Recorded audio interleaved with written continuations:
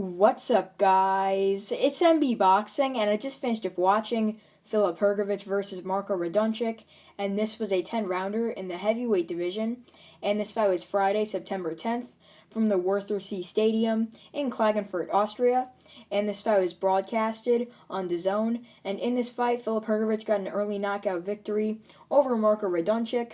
How the fight ended, after Hrgovic scored 5 knockdowns, right when Radonjic was about to come out for the fourth round, the referee waved it off right after the bell sounded. But Filip Hrgovic scored 5 knockdowns in total. I believe I had to score like 30-23, something like that, in favor of Hrgovic. And just to break down the fight, the first round was really just Hrgovic walking down and landing some hard right hands on Radonjic. Radonjic did take them pretty well, as most of them did land like partially or on the gloves, but they were still hard and thudding shots. But I gave that round to Hrgovic. Obviously, I just thought he did a lot more. Then the second round, the first knockdown, I believe so, was a right hand to the temple that sent Radonjic down. I believe he got up at like 9, like it was a really close call.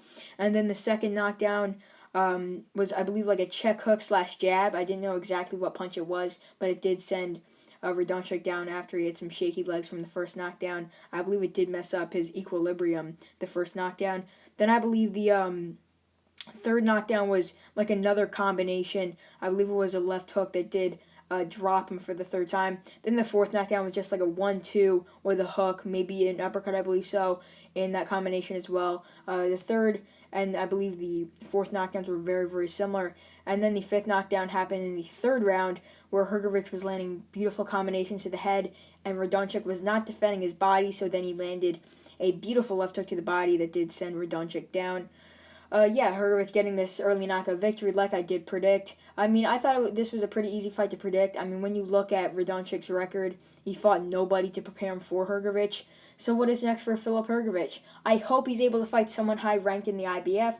I believe he did retain the IBF International title. I believe this was a defense instead of like winning a vacant belt. So he will get maybe even ranked in the top 3 or 5.